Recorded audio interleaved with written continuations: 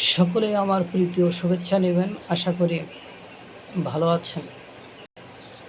দেখেন, ভারত চাইলে বাংলাদেশকে ডিস্টার্ব করতে পারে, বিরক্ত করতে পারে, কিন্তু বাংলাদেশের কিছু করার থাকবে না।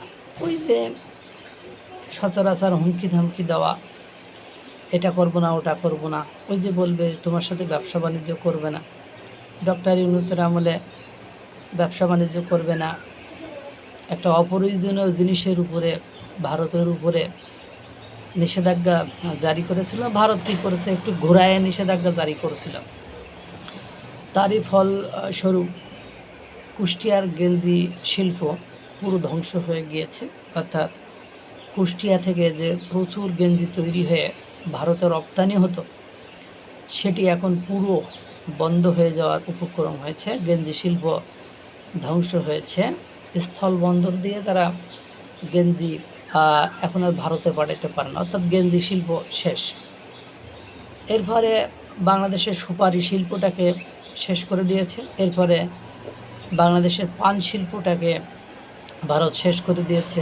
এরপরে পাবনার যে হুঁশিয়ারি শিল্প, সেখানে প্রায় ৭৫% মালিক ইতিমধ্যে দেউলিয়া হয়ে গিয়েছে। শত শত শ্রমিক তাদের কর্মসংস্থান হারিয়েছে এবং বাকিরা দেউলিয়াত্ব বরণের পথে রয়েছে। দেখেন, এক্ষেত্রে বিরক্ত করলেও কী করেছেন আপনারা? এর বিকল্প কোনো অপশান, এর বিকল্প কোনো উপায়, যেটা আমি ভারত হুঁশিয়ারি শিল্প নিচ্ছে না, তাহলে আমরা বিমানে করে আপনার চীনে পাঠাবো, আমরা বিমানে করে পাকিস্তানে পাঠাবো, পারেন নাই তো। এখন আপনি ভারত যদি চায় আপনার সীমান্তে পুশিন, আপনি ঠেকাইবেন কেমনে? ভারত চাইলে আপনি আপনার ডিজেল বন্ধ করে দিলে, এমনি যে দেখেন আপনার গ্যাস সংকটের কারণে আপনার শিল্প কলকারখানাগুলো একের পর এক দেখছি, কোথাও 900, কোথাও 600, কোথাও 500, কোথাও 300, একের পর এক বিদ্যুৎ গ্যাস জ্বালানি সংকটে বন্ধ হয়ে যাচ্ছে। এই যে এই মুহূর্তে বিদ্যুৎ সংকট তীব্র রূপ ধারণ করেছে। আপনার নেপাল, ভুটান, তারা বিদ্যুৎ দেওয়ার জন্য উন্মুখ হয়ে আছে। তারা ব্যস্ত যে আমরা জলবিদ্যুৎ প্রোভাইড করতে চাই বাংলাদেশকে, কিন্তু আপনি নিতে কিন্তু পারেন নাই, কারণ আপনার রিলেশন ভারতের সাথে ভালো না। ভারত বলছে যে আমি আমার এই লাইন দিয়ে তোমার বিদ্যুৎ নিতে দেব না। আর আপনি যদি লাইন দিয়ে বিদ্যুৎ না নিতে দেয়, তাহলে আপনি কি করবেন? আপনি তো বিদ্যুৎ উড়াই নিয়ে আসতে পারবেন না। তাহলে সেক্ষেত্রে আপনার প্রবলেম ফেস করতে হবে। আপনি তো জাহাজ দিয়েও নিয়ে আসতে পারবেন না। আর চারিদিকে সীমানা এমনভাবে বেষ্টনী করে আছে, বঙ্গোপসাগর ব্যতি রেখে আর যে বাকি 3টা সাইড রয়েছে, 3টা সাইডেই ভারত এবং মায়ানমার আমাদেরকে ঘিরে রেখেছে। আর মায়ানমার এখন ভারতের হয়ে কাজ করে, ভারত থেকে পর্যাপ্ত অস্ত্র কেনে। অর্থাৎ মায়ানমারের সাথে আপনি কোনো কিছু করতে পারবেন না। মায়ানমার আপনার সেই সুযোগ, সেই সাপোর্ট দেবে না, কারণ ইতিমধ্যে আরাকান আর্মি আরাকানের সাথে বাংলাদেশ ব্যবসাটাই করতে পারছে না, শুধু আরাকান আর্মিদের অত্যাচার। সুতরাং বুঝলেনটাকে।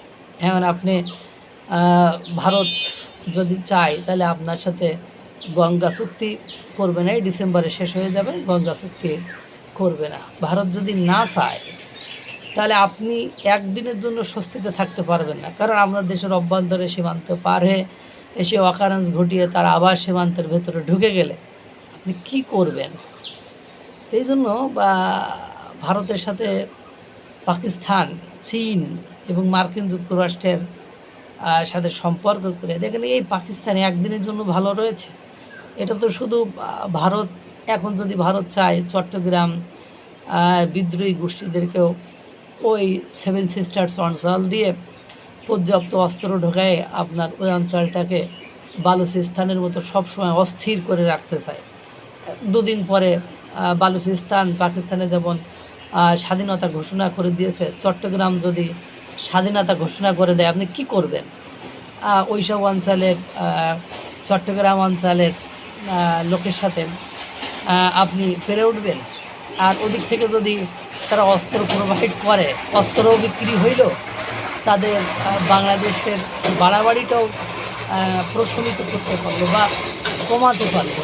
তা আপনি কী করবেন বলেন? আমি আপনি কী করব? আর এখন তারা যদি পণ্য সামগ্রী সাপ্লাই না করে, এই যে কাঁচামরিচের বাজার সেদিন আগুন হয়ে গিয়েছিল, আমার সেটাকে শান্ত করতে ভারত থেকে কাঁচামরিচ নিতে হয়েছে। এই যে ডিজেলের ব্যাপক সংকট শুরু হয়েছে, এত বন্ধু, ভারত ছাড়া আর সবাই বন্ধু রাষ্ট্র।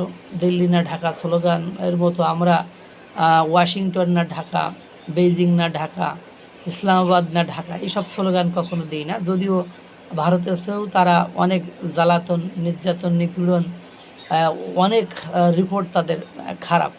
তো ভারত ইচ্ছা করলে বাংলাদেশকে অনেকভাবে ডিস্টার্ব করতে পারে, বিরক্ত করতে পারে। সেই সুযোগ ভারতের অহরহ আছে, সীমান্ত এবং ভৌগোলিক অবস্থান সেটাই বলছে।